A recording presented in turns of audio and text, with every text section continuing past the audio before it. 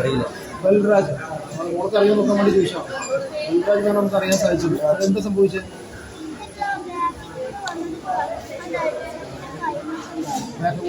എന്തുകൊണ്ട് അടിച്ചു മോളെ? എന്തായിട്ട് അടിച്ചത്? വടിയായിട്ട്? എത്ര അടി അടിച്ചു മോളെ? അടി അടിച്ചു. കയ്യിൽ എവിടെ കൊണ്ടത്? ഇവിടെ പൊട്ടിപ്പോയി.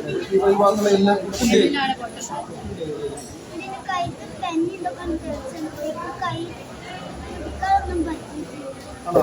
എന്താ അടിച്ചത്? എന്ത് വടിയാ? ചുവരിലാണ്. എന്നിട്ട് അടിച്ചു കഴിഞ്ഞിട്ട് ഇയാളെന്താ പറഞ്ഞ? മാഷ് എന്താ പറഞ്ഞു മോളെടുത്ത്?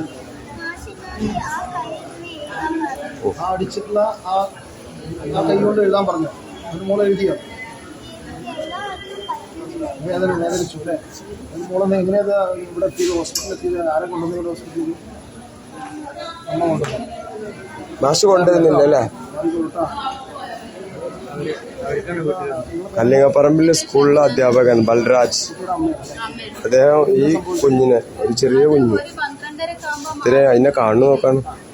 ആ കുട്ടിയെ മോളെയൊക്കെ ഇങ്ങനെ അടിക്കാൻ തന്നെ വലിയ ക്രൂരൻ തന്നെയാണ്. ഇവരൊക്കെ അധ്യാപനം എന്നുള്ള ആ തൊഴിലിന് അർഹതയല്ല, യൂസ്ലെസ്സുകൾ. നല്ല ശക്തമായ നടപടി ഉണ്ടാവുമെന്ന് വിശ്വസിക്കുന്നു. മലപ്പുറം ജില്ലയിലെ കല്ലിങ്ങപ്പറമ്പ് പുത്തനത്താണ് സുപ്രീം ഹോസ്പിറ്റലിലാണ്.